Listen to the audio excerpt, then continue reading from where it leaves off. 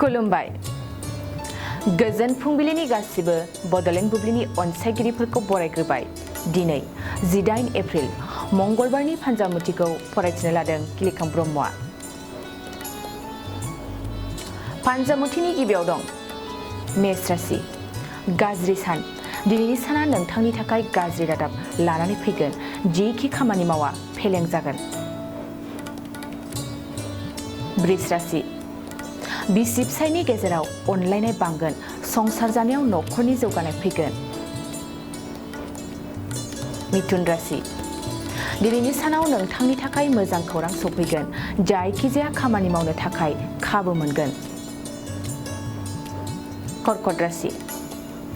जेसेबां गोनां खामानि मावा मानो नोंथांनि थाखाय बोथोर आरो समा मोजां जानाय नङा जायखिजाया खामानियावनो सौथुनो हागौ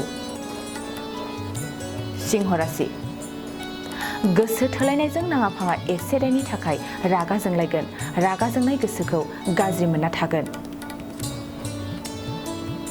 कन्या राशि गोजाम लोगोखौ बहाबा लोगो मोनफ्लांनो हागौ गोजाम लोगोखौ लोगो मोननानै जोबोद गोजोननाय मोनगोन तुला राशि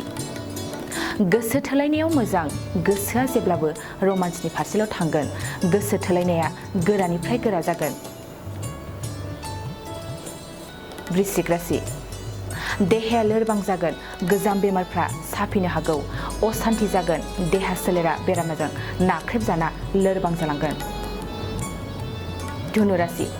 बबेबा गोजान जायगायाव दावबायनो थाङैयानो मोजां दिनैनि सानाव दावबायनो थियारि जादोंब्ला सांग्रां जा मकर राशि फरायसाफोरनि थाखाय साबसिन सान मोजां सम फरायनो लिरनो गोसो जागोन मोजां खाबु मोननो हागौ कुम्भ राशि जायखिजाया खामानि मावनायनिफ्राय साबधान जानाया मोजां सुथुरा जेरावबो नोंथांखौ नागारनाय नङा मीन राशि गोजोन फैगोन नखर संसार जानायाव गोसोखौ गोजोननाय मोनगोन सान्थिया नखराव साग्लोबगोन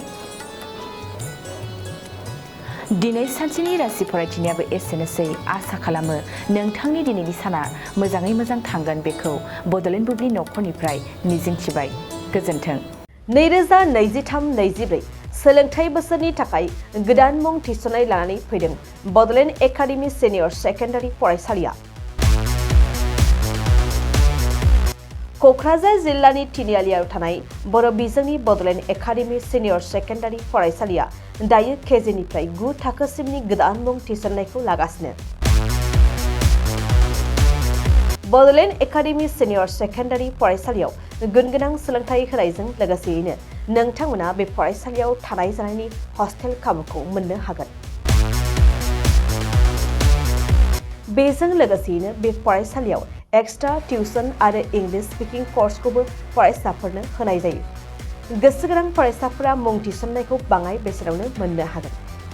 बेनिखायनो बडलेण्ड एकाडेमि सिनियर सेकेन्डारि फरायसालियाव फरायसा एबा नोंथांमोनहा मुं थिसननायनि बागै मिन्थिनोब्ला नैबे मबाइल नम्बर 9101488399 नङाब्ला थोंजों फरायसालियाव थांनानै खौरां लाहैनो हागोन